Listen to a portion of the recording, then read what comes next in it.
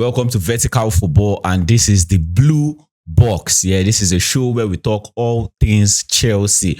So in this one, we just want to do a quick analysis on the Chelsea's match against Charlton. Not because we want to just do an analysis on it, but this is the first match of Liam Rosenior in managing Chelsea. So we want to look at things that we saw in the match tactically and how we can improve, and stuff that we even saw this is going to cause us a whole lot of problem. Because if you are looking at the Charlton's match, the quality of survey that we want to use, given Charlton, it's not that high. The quality is not that top. But when you look at the match, you see glimpses of, this is how this club wants to play.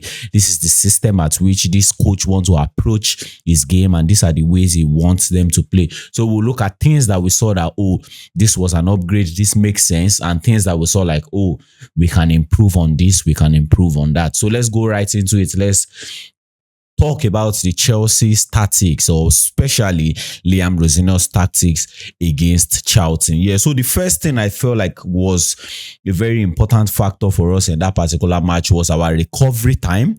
Even if he did not come out to explicitly say it, I think he is implementing the 6-second rules. The 6 seconds rule, which is when you lose the ball, in the next 6 seconds, you must do everything possible in your power to make sure you get the ball back. And in the Charlton's match, we saw it, though I couldn't get a pin on what was the recovery time to be very specific, but it was within 5 seconds and 8 seconds. And I think that's very, very beautiful to get the ball back when you lose the ball, to get the ball back in the next 5 seconds. And we have seen him speak so much about it. It feels like this one thing I like about the coach, which is we don't just want to hear words anymore. We are done with hearing words alone. Go on the pitch and let what you are saying, let it be translated on the pitch, and let us interpret what is going on the pitch. And then we say, he said he was going to do that. That's what we want to get. And in that particular case, he spoke about how he is requiring of his player to spark up reaction whenever they lose the ball. And we saw it so much of time.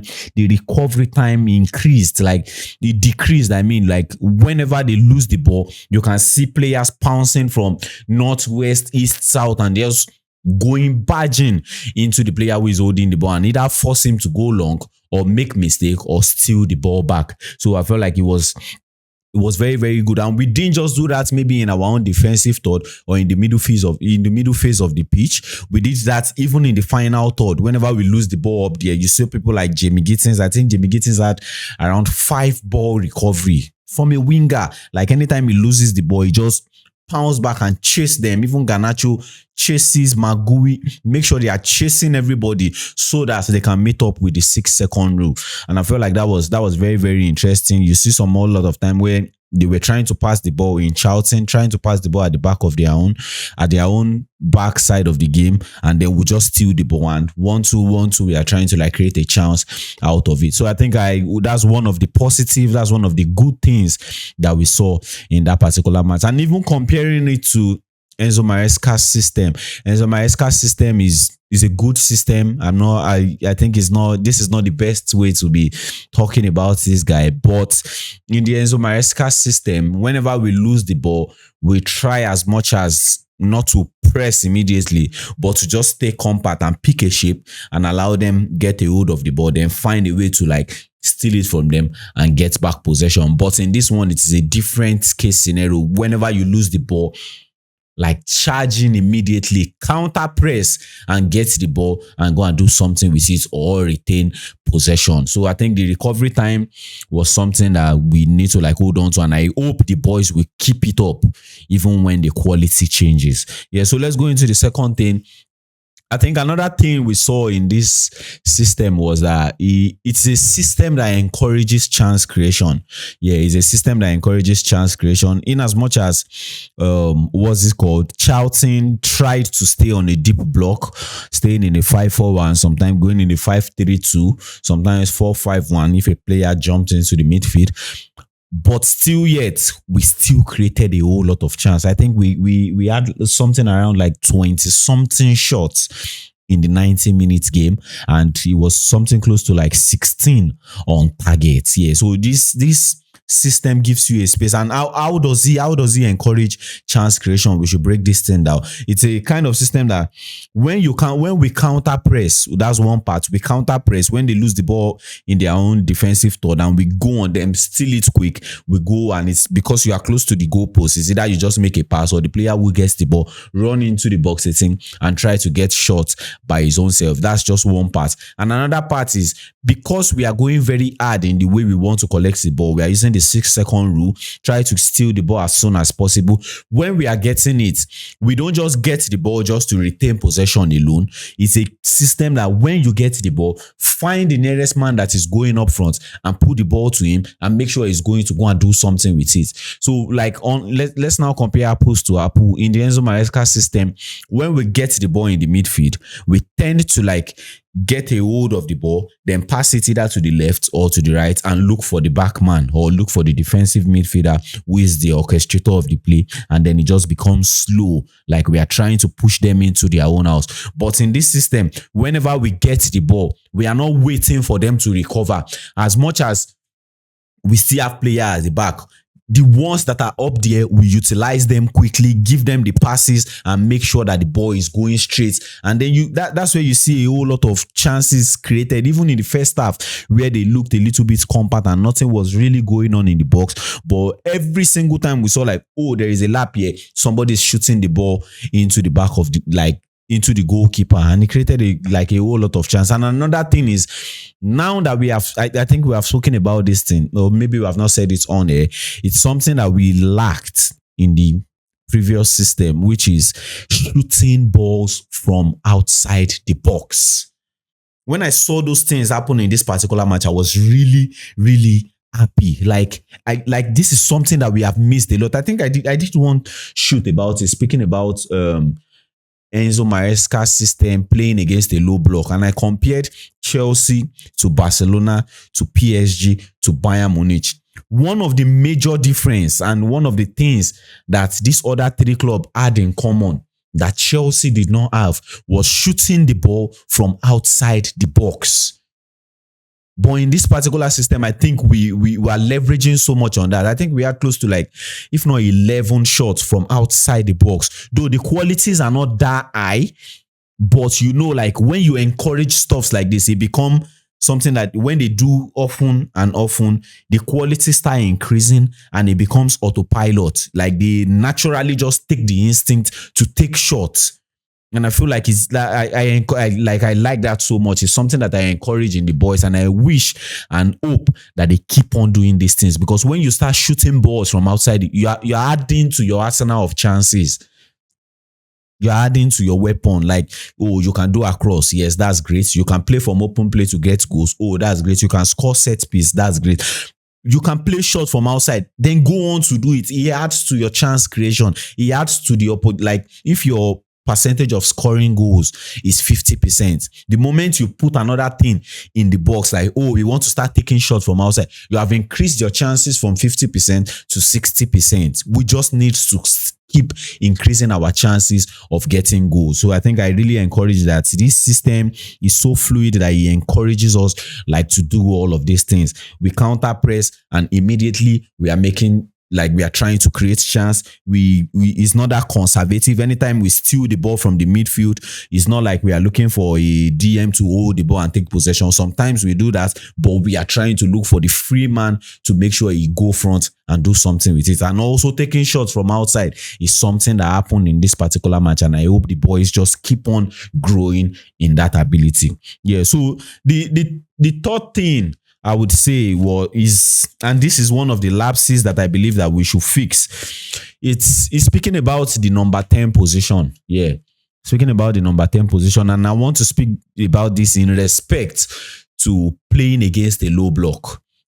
I saw this at some point in time in the game where when the push comes to shove, like the 5 at the back and the 4 at the back for the opponents, they are trying to cover every single space, and the number 10 going up and down is not that free. He's not getting passes because these guys are blocking those channels. He would tend to do something, and Buonanotte did it. come back and join the 2 in the midfield. So that makes it 3. Now, what's the problem in that? The problem in that is when this guy, this number 10, comes out of that in his number 10's position and comes to join the 3 in the midfield, there is nobody in that central row, because Ato, who is playing as an additional, he plays as an inverted defender, but he's still, let's say he's standing in the left side of the number 10. He's not given the freedom because of his defensive duty to roam around that position. So I feel like that is a lapse. That is something that we need to try and fix, because when this number 10, because you will see Cole Palmer do all of these things. When push comes to shove for someone like Cole Palmer and is not getting ball through those channels, it tends to like come back to the right-hand side of the field, of the midfield, on like the halfway line, to come and get the ball and create something. But when it comes there, because he's the one occupying that number 10 role, that place becomes empty. And if they are playing 5 at the back, the number 9 wants to stay in between the 2 defenders, or let's stay with the center back. So the distance from number 10 to the striker is going to be too wide, and that pocket will just be empty.